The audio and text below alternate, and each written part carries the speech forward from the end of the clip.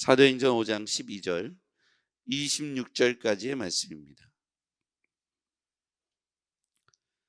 사도들의 손을 통하여 민간의 표적과 기사가 많이 일어나매 믿는 사람이 다 마음을 같이하여 솔로몬 행각에 모이고 그 나머지는 감히 그들과 상종하는 사람이 없으나 백성이 칭송하더라. 믿고 주께로 나오는 자가 더 많으니 남녀의 큰 무리더라. 심지어 병든 사람을 메고 거리에 나가 침대와 요 위에 누이고 베드로가 지날 때에 혹 그의 그림자라도 누구에게 덮일까 바라고 예루살렘 부근에 수많은 사람들도 모여 병든 사람과 더러운 귀신에게 괴로움 받는 사람을 데리고 와서 다 나음을 얻으니라. 대제사장과 그와 함께 있는 사람 즉 사두개인의 당파가 다 마음에 시기가 가득하여 일어나서 사도들을 잡아다가 옥에 가두었더니 주의 사자가 밤에 옥문을 열고 끌어내어 이르되 가서 성전에 가서 이 생명의 말씀을 다 백성에게 말하라 하매 그들이 듣고 새벽에 성전에 들어가서 가르치더니 대제사장과 그와 함께 있는 사람들이 와서 공회와 이스라엘 족속의 원로들을 다 모으고 사람을 옥에 보내어 사도들을 잡아오라 하니 부하들이 가서 옥에서 사도들을 보지 못하고 돌아와 이르되 우리가 보니 옥은 든든하게 잠기고 지키는 사람들이 문에 서 있으되 문을 열고 본즉 그 안에는 한 사람도 없더이다 하니 성전 맡은 자와 제사장들이 이 말을 듣고 의혹하여 이 일이 어찌 될까 하더니 사람이 와서 알리되 보소서 옥에 가두었던 사람들이 성전에 서서 백성을 가르치더이다 하니 같이요. 성전 맡은 자가 부하들과 같이 가서 그들을 잡아왔으나 강제로 못함은 백성들이 돌로 칠까 두려워함이더라. 아멘. 오늘 본문의 말씀은 사도들로 인하여서 기사와 표적이 많이 나타났어요. 그때 사람들이 그에게로 몰려들지요. 그리고 하나님을 칭송하고 또 믿는 자가 더 많아졌습니다. 그때 많은 사람들이 병자들을 데리고 사도들 앞에 모여들기 시작했어요. 그런데 병든 사람들이 모여들면 모여들수록 능력은 더욱더 강력하게 나타났고 그 공동체가 또 많은 기사와 표적을 병 고치는 역사들을 눈으로 목격하게 됐죠. 이때 제사장들과 사두개인들이 시기가 일어났죠. 자기들이 못하는 능력이 행해지는 걸 보고 시기가 나서 그들을 잡아다가 옥에 가둡니다. 그때 천사가 나타나서 그들을 옥에서부터 빼내주죠. 그리고 가서 주의 복음을 말하라. 그래서 그들이 나가서 담대히 전할 때 기사와 능력이 나타나고 많은 사람들이 주께로 돌아오기 시작합니다. 이 일에 대해서 감히 어찌할 수 없는 예수 운동의 확산이 오늘 본문의 핵심이죠. 자, 오늘 저는 이 본문에 나타난 하나님의 말씀하심과 특징을 한번 보려고 합니다. 먼저는 12절 사도들을 통하여 민간의 표적과 기사가 일어나매 여기서 보면 사도들의 손이 등장하는데 이 사도들의 손은 그냥 보편적인 우리와 똑같은 사람들의 손이죠. 사도들은 우리와 성정이 같은 사람입니다. 성경은 계속해서 강조합니다. 그들이 특별한 사람들이 아니라 우리와 성정이 같은 사람이라는 겁니다. 베드로도 요한도 야고보도 우리와 성정이 같은 사람입니다. 그들에게도 분기가 있고 혈기가 있고 실망과 낙심도 있죠. 그리고 이렇게 사도들의 손이요 특별한 손이 아닌데 하나님의 손에 붙리니까 그 손이 통해서 기사와 표적이 많이 나타나죠. 그래서 기사와 표적 이것이 오늘 핵심 단어 중에 하나이고요. 그 밑에 줄에 보면 마음을 같이하여 믿는 사람이 다 마음을 같이하여 성전에 특히 이렇게 그 신약시대 초기 교회의 모습을 보면 성령 충만 이후에 성령이 강력하게 역사한 이후에 그들이 마음이 하나가 되었다, 마음이 같아졌다 이것을 강조하고 있습니다. 마음을 같이 해서 행각에 모였습니다. 그랬더니 능력과 표적이 많이 나타났어요. 14절에 보니까 믿고 주께로 나오는 자가 더 많아졌습니다. 믿고 주께로 나오는 자. 그런데 이렇게 소문이 나자 사람들이요 15절에 보면 심지어 병든 사람을 메고 거리에 나와 침대가 요 위에 누이고 베드로가 지날 때에 혹 그의 그림자라도 누가 덮일까 바라고 수많은 사람들이 모여들어 병든 사람과 더러운 귀신에게 귀로움받는 사람들을 데리고 와서 다 나음을 얻으니라. 이렇게 사람들이 이 이야기를 듣고 확산돼서 예수운동의 확산과 함께 그들이 마음을 같이해서 모이기를 힘썼다는 것을 알 수가 있습니다. 사도들의 기사와 표적이 계속해서 나타났고 그들은 마음이 하나 됐으며 이 소식을 듣고 주께로 나오는 사람들이 많아졌어요. 여기서 14절에 보면 믿고 주께로 나오는 사람이 더 많아졌다. 그러니까 삶의 방향, 인생의 방향이 주님께로 향해졌다는 거예요. 그들이 예수의 말씀을 듣고 제자들을 통해서 나타난 기사와 표적을 보면서 인생의 방향이 주께로 향하기를 시작했다. 성령 공동체가 하나가 되고 마음이 뜻이 하나로 모아지니까 세상에 있는 이방인들의 마음이 주께로 향하기를 시작했다. 여러분, 우리가 주목해야 될 것은 우리도 교회 공동체가 성령 공동체로 하나가 돼서 예수 운동이 우리로부터 확산되어야 합니다. 우리가 먼저 하나 되는 것이 중요하죠. 오늘 성경에 보면 마음을 같이하여 라고 했습니다. 성령 공동체는 한 마음 한 뜻이 되어서 같은 말 같은 뜻 같은 생각을 품고 그리스도 안에서 하나 되는 공동체입니다. 사단은 이런 하나 된 공동체를 핍박할 겁니다. 그러나 마음이 하나 되고 성령으로 하나 된 영적 공동체의 능력은 감히 사단도 어찌할 수 없을 만큼 강력하다는 것이죠. 그랬더니 교회 밖이 교회 주께로 향하기를 시작합니다. 안 믿는 사람들이 주께로 마음을 향하고 문제를 들고 예수께로 찾아오기 시작하죠. 그럼 어떻게 됐습니까? 사람들이요, 병든 사람들을 메고 거리에 나와서 요 위와 침대 위에 누이고 베드로가 지날 때 혹 그의 그림자라도 누구에게 덮일까 바라기를 시작했다는 거예요. 이들이 주님께로 마음이 향하기 시작하니까 베드로가 지나갈 때 그 그림자라도 자신들이 누운 침상 위로 들여지기만 하면 좋겠다는 믿음이 생겼다는 거예요. 얼마나 놀랐습니까? 혈루병 앓던 여인이 예수님의 옷자락만 만져도 병이 낫겠다는 소원을 가지고 그 무리들 속으로 헤치며 들어와서 예수님의 옷자락을 터치하는 순간 예수님이 뭐라고 했냐면 능력이 나갔다고 말씀했어요. 그걸 믿음의 의지로 행동으로 해석해 주셨던 것이죠. 여기에 보면 그와 비슷한 내용이 나옵니다. 병든 사람을 메고 거리에서 나왔는데 침대와 요 위에 하도 사람 많으니까 길거리에 막 누워 있는 거예요. 근데 베드로가 지나가기만 해도 그림자가 들어질 거 아닙니까? 상대적으로 그림자가 지나가는 곳곳마다 병이 낫겠다는 소원으로 베드로의 그림자라도 들여지기 위해서 사람들을 떠매고 문제를 가지고 베드로 선생을 만나기 위해서 사도 베드로 앞에 모여들기 시작했다는 거죠. 여러분, 이게 믿음의 표현과 행동 아니겠습니까? 하나님께서는 이런 믿음의 태도를 보시고 그들 가운데 치유를 허락하신 줄 믿습니다. 베드로 그림자가 무슨 능력이 나타났겠습니까? 그런데 그들의 간절함과 믿음이 그림자가 지나간 것만으로도 치유되겠다는 믿음으로 연결된 거예요. 문제를 가지고 나온 사람들의 그 간절함과 믿음의 태도들을 하나님이 기쁘게 받으셨다, 그 얘기입니다. 오늘 우리에게도 이와 같은 믿음이 필요합니다. 주여, 내가 문제가 있습니다. 내가 주님께로 내 방향을 향합니다.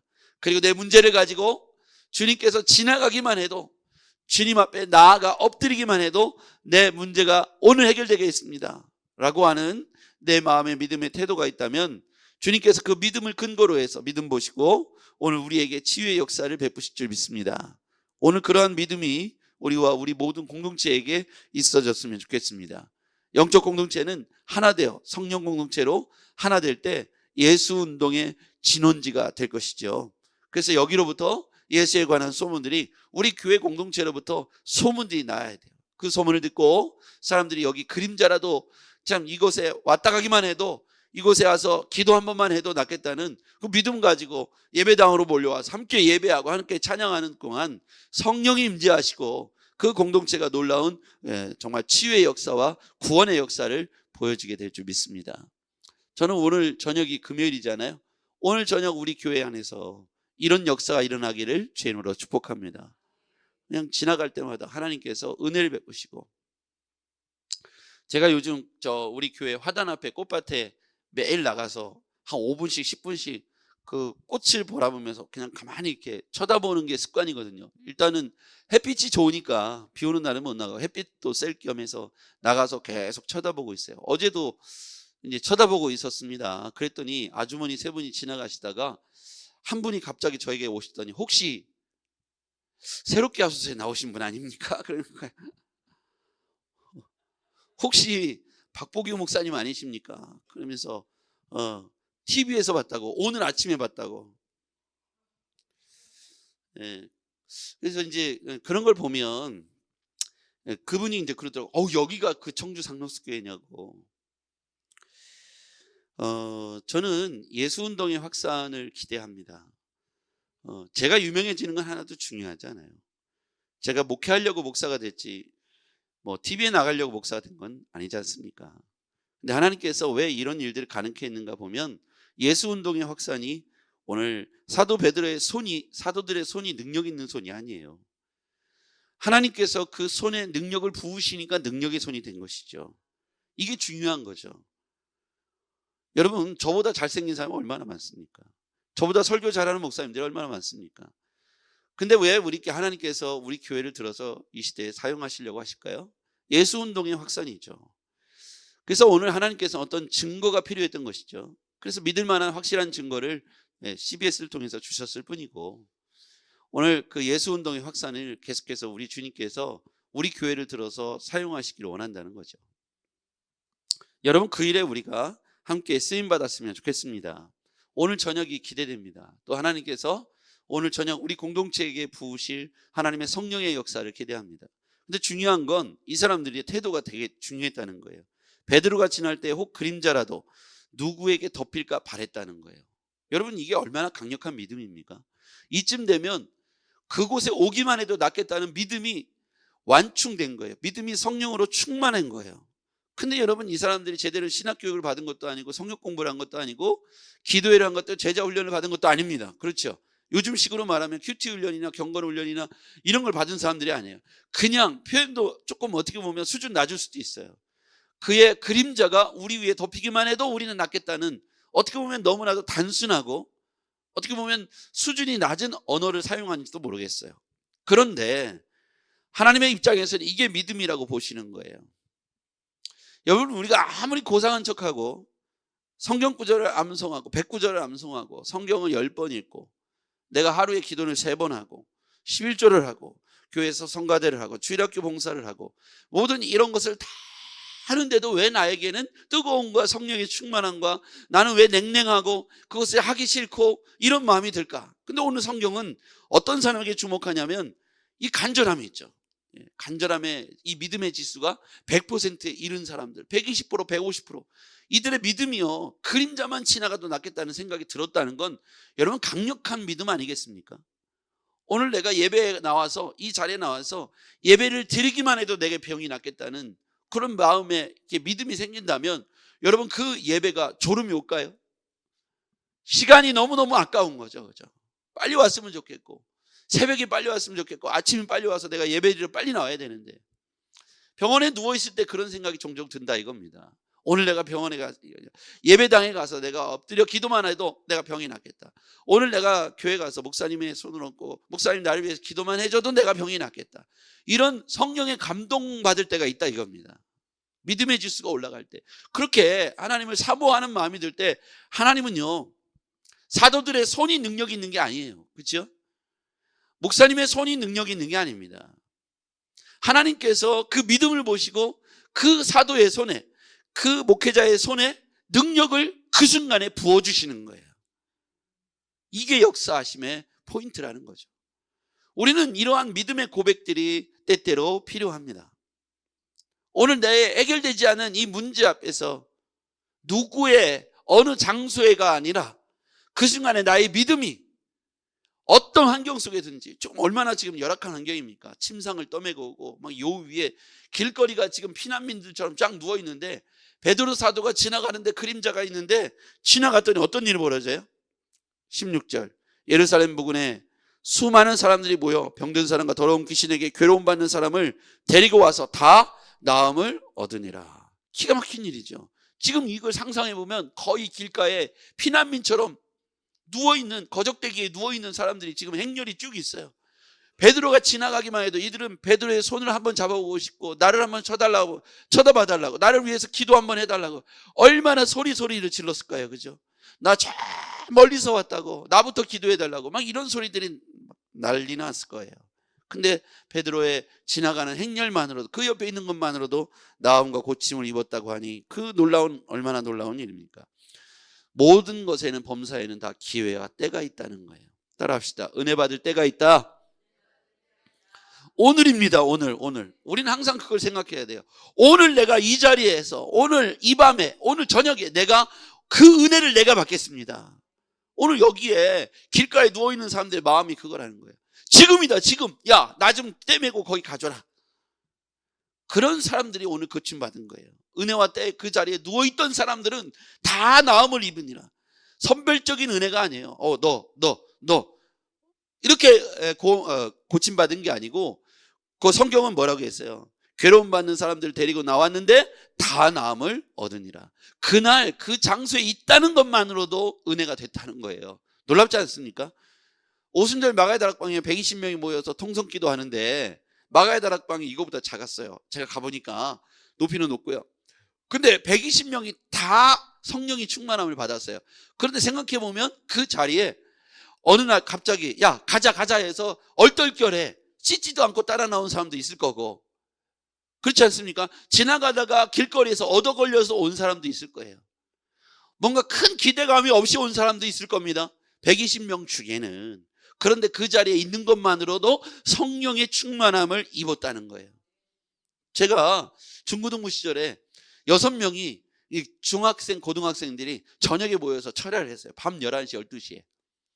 근데 그날 그냥 저녁에 라면 끓여 먹다 남아있는 두 친구도 있었어요. 기도할 마음이 아니었어요. 그런데 같이 기도하자고 하니까 4명이 막 은혜 받아 기도하자고 하니까 거기 두 자리에 꼈는데 다 방언을 받은 거예요. 그날 밤에. 여러분, 우리가 그 은혜의 자리에 있는 것만으로도 은혜가 되는 줄 믿습니다. 그러니까 은혜는 기회와 때가 있는 거예요. 은혜 받는 자리에 있을 때 내가 은혜 받는 거예요. 할렐루야. 이게 중요하더라고요. 아무 때나가 아니라 그날 그 자리에 있는 것이 중요하다. 아무리 예배당을 멋있게 꾸며놓고 하나님 나에게 오늘 주세요, 물론 그것도 중요하죠. 근데 그 어느 날 그 은혜 때에, 그 은혜의 자리에 있는 사람, 오다 가다 걸린 사람도 은혜를 받더라. 그러니까 은혜의 자리에 함께하는 것이 중요하다는 거예요. 오늘 끌려온 사람도 그 자리에 가면 은혜 받아요. 가기 싫은데 그래도 일단 와 앉아. 그런데 끌려왔는데 얼떨결에 은혜를 받고 충만해져서 주의 종이 되고 역사가 나타나는 거죠. 오늘 작심하고 내가 오늘은 그날이야. 그걸 왜 우리가 정합니까? 그죠? 오늘이 그날이야. 오늘 내가 은혜 받을 거야. 그게 내가 정하는 게 아니라 불현듯 내려오는 은혜의 때, 그 자리에 있을 때 오늘 우리가 은혜를 입는 거예요. 은혜는 일방적으로 위에서 주어지는 거지, 오늘 내가 은혜 받을 거야 라고 내가 결정하는 게 아니라는 거예요. 은혜는 위에서부터 일방적으로 우리에게 선물로 주어지는 것이다. 그렇죠? 그 은혜는 내가 오늘 나에게 주시옵소서 라고 주어지는 게 아니라 하나님이 그 자리에 은혜를 부으실 때 모든 사람이 은혜를 입게 되는 거예요. 성령의 충만함을 받게 되는 거예요. 그러니까 이들이, 제자들의 손이 막 능력이 있어서 이 제자들만 되면 능력의 손으로 갑자기 바뀌는 게 아니라 그날 하나님께서 그 손에 능력을 부어주시니까 그 능력이 그 모든 자들에게 미쳐졌다는 거죠. 사람들이 깜짝 놀란 거죠. 야, 이 사람들은 학문이 짧은 범인인 줄 알았는데, 그게 무슨 얘기입니까? 이 사람들은 갈릴리 어부 출신, 별로 배운 게 없는 사람인 줄 알았는데 어떻게 말을 잘하냐? 깜짝 놀랐다는 거죠. 그렇죠? 사도행전의 역사입니다. 그들은 자기들이 하는 언어가 아니에요. 하나님의 성령이 그들에게 말을 주신 거예요. 하나님의 성령이 그들에게 언어를 부어주신 거예요. 생각하고 말하는 게 아니고 말을 주시니까 그걸 입을 사용해서 말했을 뿐이에요. 여러분, 그럴 때가 있더라고요. 성령이 생각나시게 하시고 말하게 하심을 따라서 말하면 능력이 나타나더라고요. 오늘 위로부터 부어주시는 성령이 오늘 우리에게, 오늘 이 아침에, 오늘 우리 저녁에, 이번 주일에, 오늘 우리 공동체 가운데 부어줄 줄 믿습니다. 그랬더니 이들이 옥에 가다가 가둬버렸어요. 주의 천사가 그들을 빼내어서 이렇게 말합니다. 자, 20절. 옥문을 열고 끌어내어서 이렇게 말하죠. 20절 시작. 가서 성전에 서서 이 생명의 말씀을 다 백성에게 말하라. 이 시기한 무리들이 옥에 가두었어요. 그때 천사가 다 끄집어주면서 나가서 이 생명의 말씀을 나가서 전하라 이렇게 얘기하죠. 생명의 말씀을 전하는 그들 가운데 주의 천사가 도우신다는 것을 뒤에서 함께하고 있다는 사실을 오늘 본문을 통해서 알 수가 있어요. 그들을 옥에 가두었으나 소용없어요. 주께서 그들을 꺼내어서 그들을 다시 복음 전할 수 있는 자리로 세워주시더라고요. 여러분, 우리는 누구의 응원을 얻고 있냐면 주의 응원을 얻고 있는 사람들이에요. 우리가 나가서 주를 위해서 쓰임받기만 하면, 그 자리에 서기만 하면 주께서 우리의 뒷일을, 우리의 삶을, 우리를 도와주실 줄 믿습니다. 두려워하지 말고 주의 복음을 전하는 자리, 그리고 주님 앞에 쓰임받는 자리에서 두려움 없이 쓰임받기를 주의로 축복합니다. 기도하겠습니다. 하나님 아버지 감사합니다. 오늘 우리는 그저 주님의 오른손에 붙잡힌 인생이 되기 원합니다. 사도들의 손이 표적과 기사를 많이 일으켰다고 했는데 그들의 손이 능력이 있는 것이 아니라 그들의 손에 하나님의 능력이 부어주셨으니 하나님 우리에게도 그 능력이 부어지게 하여 주시옵소서. 예수님의 이름으로 기도했습니다. 아멘.